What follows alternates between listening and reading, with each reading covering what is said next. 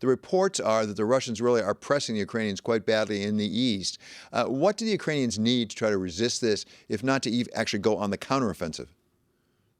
Well, first of all, David, you're right. They are pushing hard in the east in the Donbass, particularly in a town called Bakhmut, which most would say doesn't have much military significance, but would be politically significant for Putin to seize a city of the size of Bakhmut. As such, I think it's important that Ukraine continue to marshal its forces, not get drawn into this attrition warfare that Russia likes to prosecute in Ukraine, but instead begin assembling, as I'm sure they have been, and organizing their troops for a counteroffensive.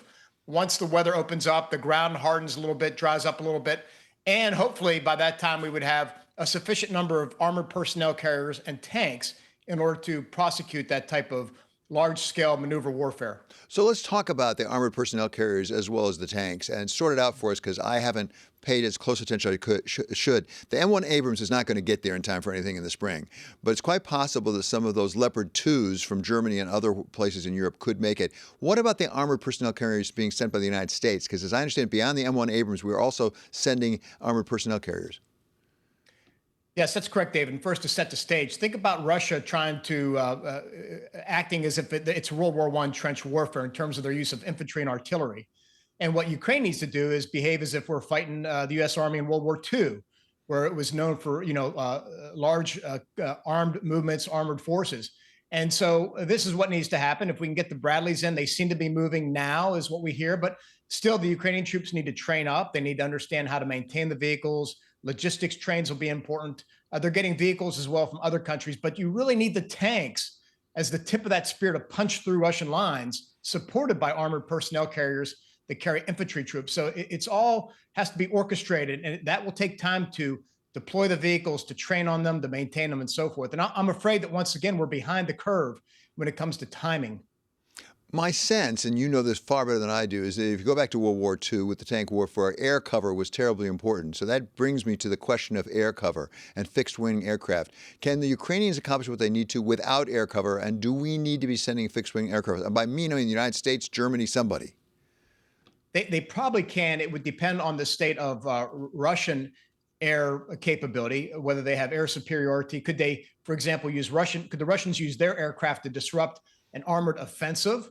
The answer is probably yes. And so that's why Ukraine getting advanced fighters as well is important. You need, first of all, to be able to clear the skies of Russian aircraft that could disrupt your attack. But secondly, you want to use strike aircraft to hit ground targets as part of your offensive. So for those two reasons, it's important that we really push to deliver F-16s, and sooner rather than later. Those systems as well will take months to deliver, train, be prepared to support, so forth and so on. Again, behind the curve.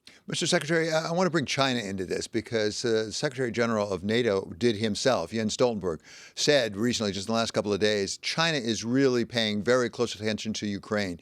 In what sense are they? What are they learning from watching what's going on in Ukraine? Well, I hope Xi Jinping is learning that he shouldn't trust what his commanders promise, because that's exactly what happened to Vladimir Putin when they told him he'd seize Kyiv in a few days. But that's number one. Number two, I think you got to be very concerned about the ability of a motivated, determined, brave population like Ukraine being able to defeat a larger neighbor. And I think that's what Xi Jinping needs to consider when he looks at Taiwan.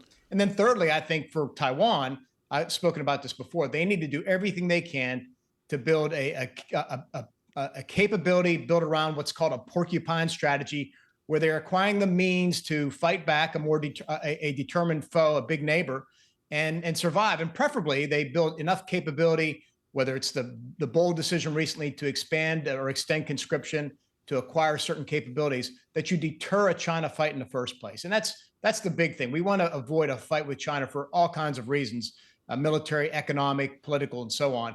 But if it comes to that, then we need to have folks on the ground. The Taiwanese need to stockpile their goods, because the West will not be able to resupply them like we've been able to with Ukraine. As you talk about China and Taiwan, I'm mindful of the report over the weekend from NBC, I believe it was, about a current Air Force general, U.S. general, telling his officers, we need to be prepared for a war with China in 2025. Now, I'm not saying he said we will be in a war, but he said we need to be prepared for one by 2025. Is he right? Well, I certainly appreciate it when a general, somebody senior like that, is trying to drive a sense of urgency.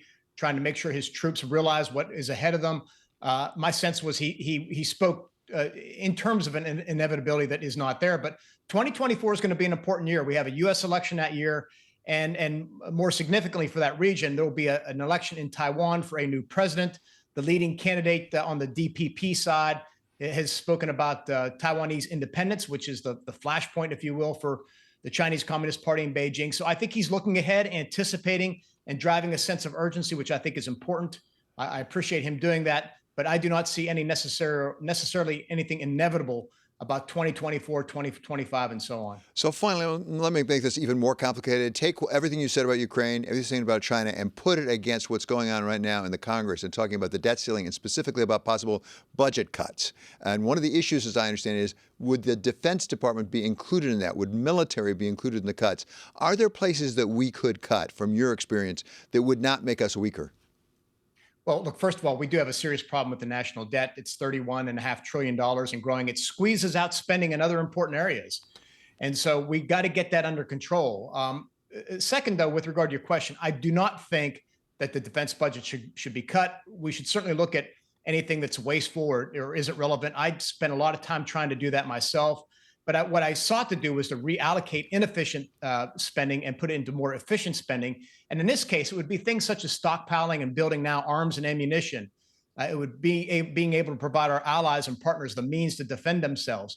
It would be modernizing the force, transitioning what I have described as a Ronald Reagan era force into one better suited to deal with China in the 21st century. So my aim would be to find efficiencies and then to reallocate that funding back into higher defense priorities.